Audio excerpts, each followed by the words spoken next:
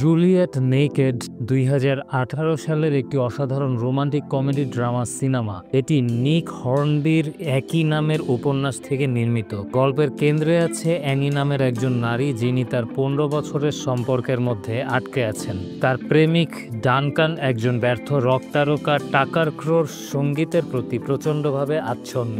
একদিন টাকার ক্রোর একটি নতুন unreleased demo album Juliet naked হাতে আসে, যা ডানকানকে এক্সাইটেড করে তোলে। কিন্তু অ্যানি সেই অ্যালবামটির একটি নেগেটিভ রিভিউ লিখে ডানকানের ফ্যান ফোরামে পোস্ট করে। অপ্রত্যাশিতভাবে সেই রিভিউয়ের উত্তরে টাকার ক্রো নিজেই অ্যানিকে ইমেল করে এবং তাদের মধ্যে একটি সম্পর্ক গড়ে ওঠে।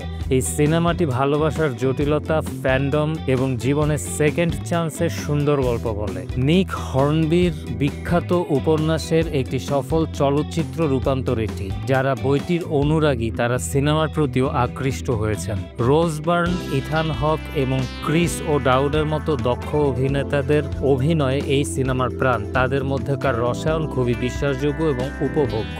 এটি গতানুগতিক প্রেমের গল্পের মতো নয়, বরং এটি সম্পর্কের বাস্তবতা, ফ্যান্ডম এবং মানুষের মানসিক পরিবর্তনের মতো গভীর বিষয়গুলোকে হালকা চালের কমেডির মাধ্যমে তুলে ধরে।